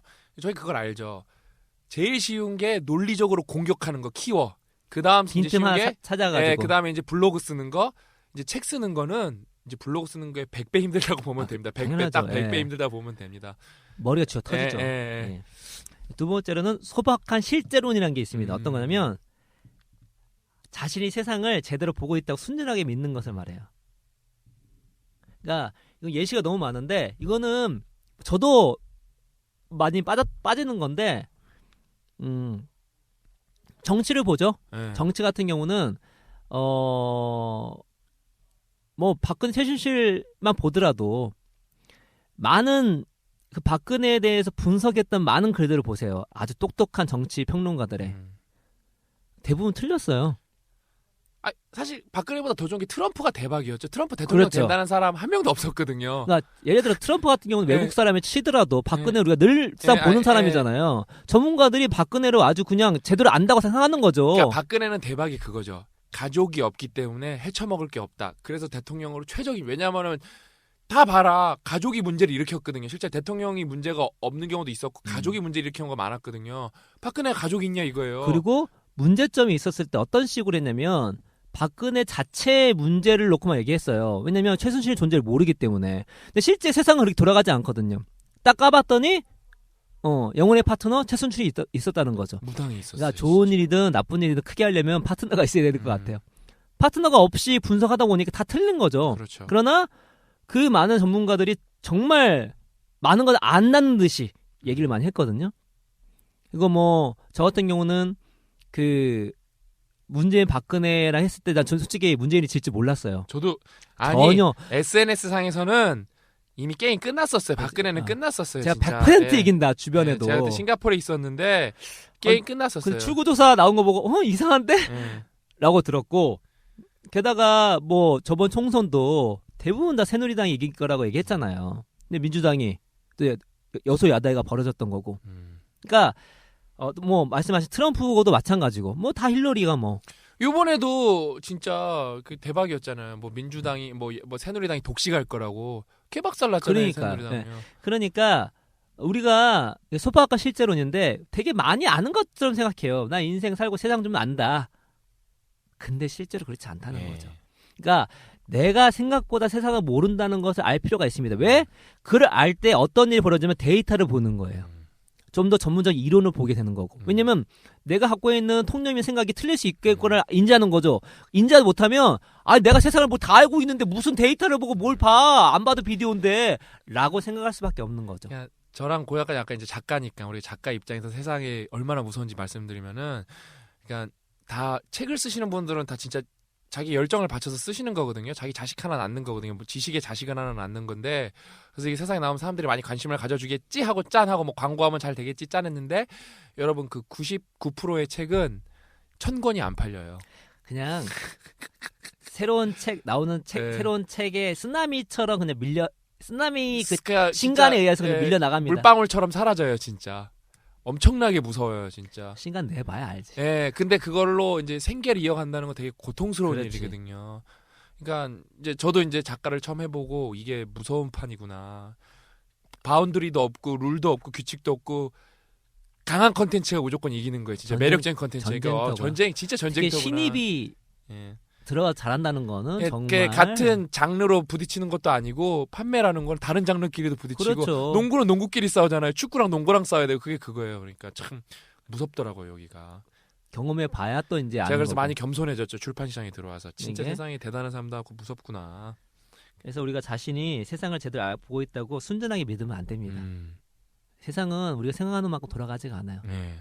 그래서 세상을 볼 때는 좀 더 객관적으로 보기 위해서는 데이터, 이론, 전문가의 소견, 또 몸으로 부딪혀보고 그런 것을 통해서 세상에 부딪혔을 때 또 알아갔을 때 소폭과 실제론이 좀 나올 수가 있는 것이죠.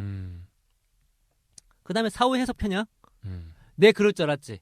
전에는 뭐 아무 말도 안 했으면서 내 금융위기 될 줄 알았지. 내 박근혜가 이럴 줄 알았지. 박근혜가 최순실처럼 할 줄 알았지. 내가 얘 미리 알아봤다니까. 내가 러스트 벨트 때문에 트럼프 될 줄 알았다니까. 그치? 그러면서 예. 트럼프가 될 줄 알았다니까. 예, 그런 것도 이제 사후 해석 편향이라고 합니다. 실제로는 그 전에는 아무 얘기도 못했으면서 나중에는 이렇게 얘기하는 거. 네 번째로는 계획 오류예요. 이건 뭐 굳이 설명할 필요가 없어요. 그냥 여러분께서 2016년 1월에 뭘 계획했는지 보시면 됩니다. 그렇죠. 제가 일부에서도 말씀드렸듯이 그 2013년 거 쓰셔도 무난하실 거예요. 2017년에 똑같기 때문에 영어, 운동, 그다음에 그렇죠. 뭐 독서기 때문에 여러분. 근데 저희 책은 그 계획을 어떻게 하면 완벽하게 이룰 수 있을지에 대해서 이론적으로 실제적으로 방법론적으로 저희가 잘 정리해 놨습니다. 실전 사례도 많이 넣고. 그렇죠. 다섯 번째로는 정서 예측 오류예요. 내가 이런 일을 당하면, 그러니까 복권이 당첨되면 평생 행복하겠지. 아니면 되게 안 좋은 일을 당하면 평생 슬프겠지. 예. 근데 실제로 그렇지 않습니다. 왜냐면 인간은 적응의 존재예요. 적응의 동물입니다. 우리는 어떤 큰 일이든 안 좋은 일이든 빨리 적응을 해요. 근데 그게 왜 중요하냐면요. 여러분, 뭔가 되게 기쁜 일이 터졌어요. 그 호르몬이 막 분비되잖아요. 근데 그게 가시지가 않는다 생각해 보세요. 병 걸려요. 진짜 병 걸립니다. 그러니까 우리 인간은 어떤 그 경험을 했을 때 그 경험이 아래든 위든 극치로 올라가 할지라도 그것이 반복이 되잖아요. 쉽게 적응을 합니다. 그건 생존에 매우 필요하기 때문에 그래요. 안 좋은 일도 그렇고. 그래서 실제로 뭐 배우자를 거나 뭐 자식을 잃거나 너무나 슬프잖아요. 저도 솔직히 상상도 하기 싫어요. 근데 인간은 살아간다는 거죠. 그래도 기쁜 일, 내가 내 집 생기면, 복권 내가 당첨되면 평생 행복하겠지. 그렇지 않습니다. 그 행복은 금방. 실제로 복권 같은 경우에 당첨이 되면 나중에 행복을 이어가기 위해서는 정말 멘탈이 한 단계 업그레이드 돼야 돼요. 왜 그러냐면 예전에 느꼈던 사소한 즐거움들이 많이 사라집니다. 예를 들어서 내가 평소에는 10,000원짜리 밥 사 먹는데 이벤트 해가지고 50,000원짜리 밥 사 먹었어요. 되게 기쁜 거거든요. 근데 계속 그럴 수 없으니 가끔 사 먹습니다. 물품도 마찬가지고. 근데 정말 복권이 하긴 우리 뭐 국내 복권은 크지 않지만 100억 이상 되면은 그런 것들이 이제는 뭐 너무 손쉬운 거예요. 예전에는 50,000원짜리 갔는데 지금 50,000원 뭐 아무렇지도 않습니다.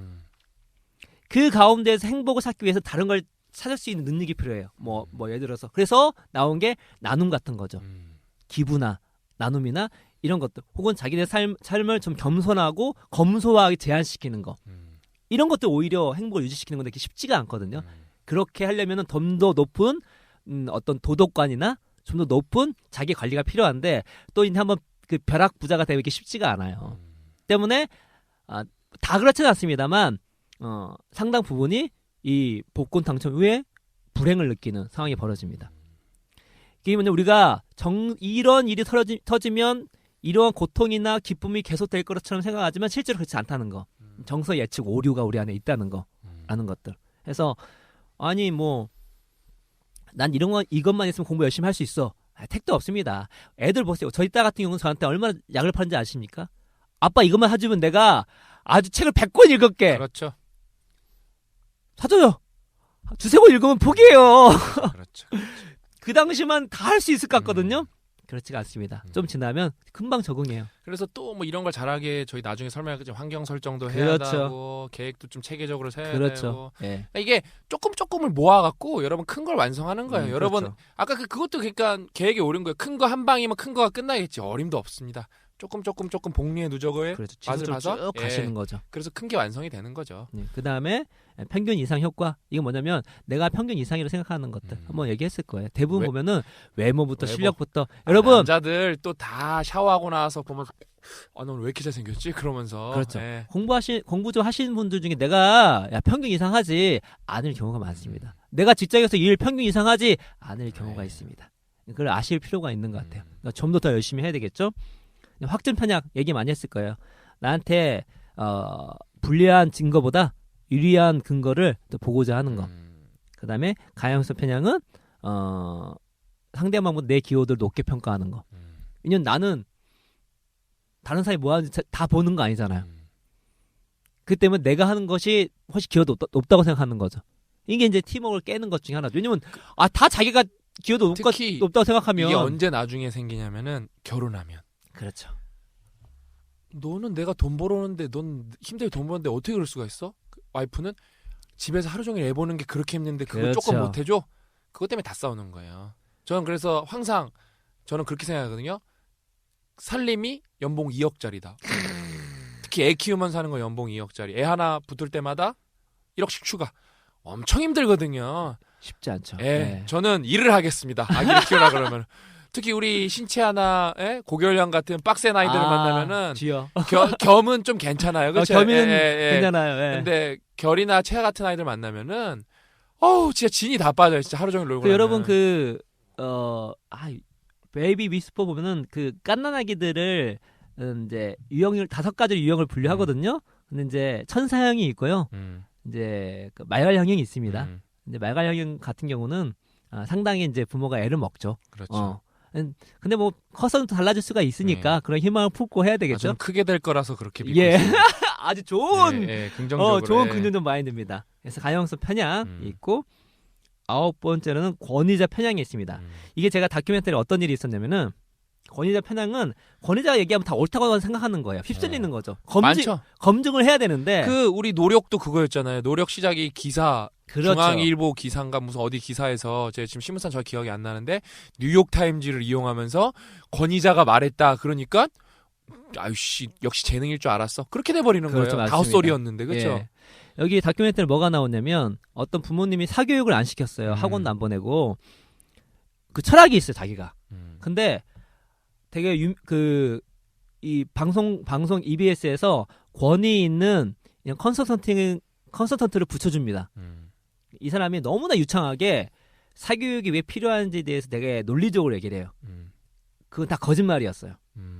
딱 그게 끝나니까 이 엄마들이 그 지조가 있었던 사교육 절대 안 시키겠다 하는 분들이 시켜야 되겠다고. 당연하죠. 그냥 훅 가놉니다. 그래서 나중에 다시 해서 아니라고 이거 거짓말이었다고 하면서 지금 사교육에 많은 그런 학원들이 이런 식으로 여러분이 접근하고 있다고 이렇게 얘기하고 있는 거였거든요.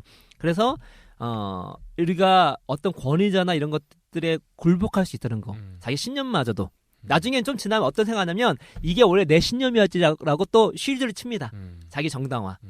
그래서 이런 것들이 있다는 거를 우리가 이제 알고 있게 된다면, 그러니까 우리가 갖고 있는 인지적 한계를 이렇게 좀 알고 있으면 당연히 극복할 수 있는 방법론을 생각할 수 있겠죠. 그런 것들이 얘기했던 것처럼 환경 설정이나 아니면 데이터를 보는 것이나 등등등 과학적 이론을 살펴보는 것이나 아니면 피드백을 받는 것이나 다른 사람한테 검증을 요청하는 것이나 등등이 될 수가 있는 것입니다. 그래서 3가지 우리가 전략을 배우는 것들 혹은 피드백을 받는 것들 아니면 이렇게 우리의 인지 과정이 우리가 인지 심리학이나 뇌과학을 통해서 나오는 우리 행동 영역에 나오는 우리 인지 한계들을 배우는 것만으로도 우리가 메타 인지를 올려줄 수 있다. 그런데 그 내용이 다 어디 있다? 저희 책에 있습니다. 여러분 제가 좀 저 신박사 제가 가장 좋은 사례 제가 일부에서도 말씀드렸잖아요. 저는 제가 봐도 학습 능력이 그렇게 높지는 않아요. 제가 봐도 뭘 해도 책도 느리게 읽고 그런다고 어휘를 많이 하는 것도 아니고 근데 항상 상위권이었어요. 항상 상위권. 평균도 항상 90은 맞고. 근데 항상 1등은 안 돼. 왜냐면 IQ가 낮으니까. 그러니까 이해력이 낮으니까. 근데 항상 전략을 진짜 기가 막히게 짰어요. 저는. 진짜 전략을. 그래갖고 진짜 박사도 잘 받고 이 기가 막힌 전략 때문에 잘 피해갔어요.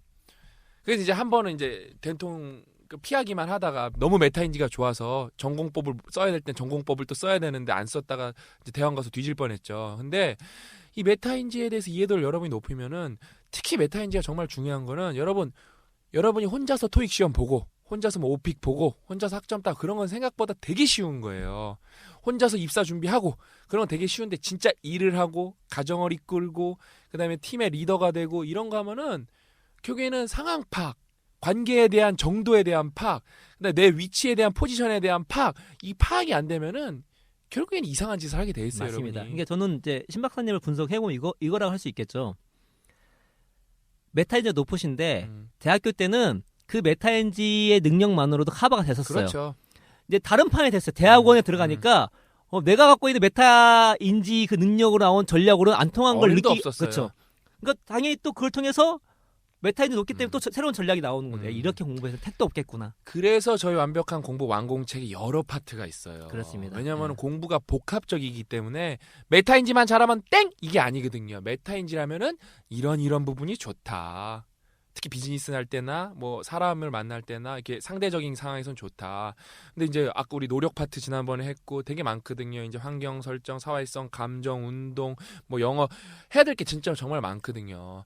근데 저도 살면서 운 좋게 터득한 것도 있지만 잘못 알고 있던 것도 너무 많고 이번 책을 쓰면서 깨달았지만 그거를 일단 방법론을 한번 알고 가면은 훨씬 수월하다는 그렇죠. 거죠. 그게 훨씬 수월하다는 거죠.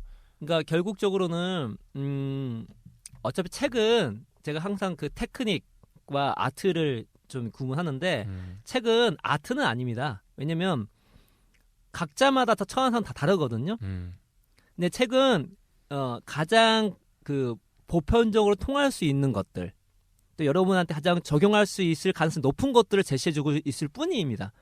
그러면은 결국적으로 이 책을 갖고 자기만의 위치와 자기만의 환경과 나의 능력 안에서 최적화된 전략을 만들어야 되거든요. 예. 그럼 메타 인지가 있어야지만 만들 수가 있는 거예요. 그렇죠. 결국적으로 저희 책을 본인한테 책은 테크닉이라면 여러분만의 그 전략은 아트예요. 유일한 겁니다. 테크닉은 보편적인 거고요. 그거는 메타 인지가 높을 경우에나 이 테크닉을 자신만의 아트로 만들 수 있다는 것이죠. 이 메타 인지가 매우 중요하다는 것입니다. 그러나 또 여기 말씀드렸죠. 메타 인지를 늘리는 방법, 전략을 먼저 알고 부딪혀서 피드백이나 부딪혀서 내가 어느 수준인지를 깨닫고 그 다음에 공부를 통해서 우리가 갖고 있는 인지의 한계를 배우는 거 이런 것들을 해 나가시면 메타 NG가 높여지게 되고 메타 NG가 높아지게 되면 이러한 좋은 방법론들을 완벽하게 나의 현재 상황에서 나한테 최적화된 아트, 예술로 만들 수 있는 그런 능력을 키울 수가 있다는 것이죠. 그럼 자신만의 최고의 공부 전략이 이 순간에 나올 수가 있는 것이고 기본적으로 근본을 갖고 가기 때문에 상황이 바뀐다 할지라도 금방 또 적응해가지고 또 거기만에 내가 이제 학교에서 공부할 때와 대학교에서 공부할 때와 대학원에서 공부가 다르고 석사 받을 때 박사가 다르잖아요. 완전 다르죠. 그렇죠? 그런 것처럼 나중에 이제 직장 다니면 그 상황 가운데 필요한 전략이 또 필요할 거예요.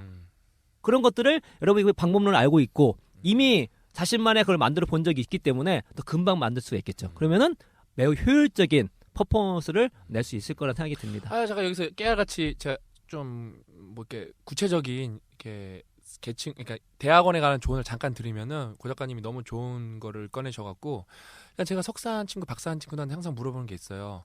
석사랑 박사랑 차이점이 뭐냐고. 하는 일 사실 똑같거든요. 대답을 못해요.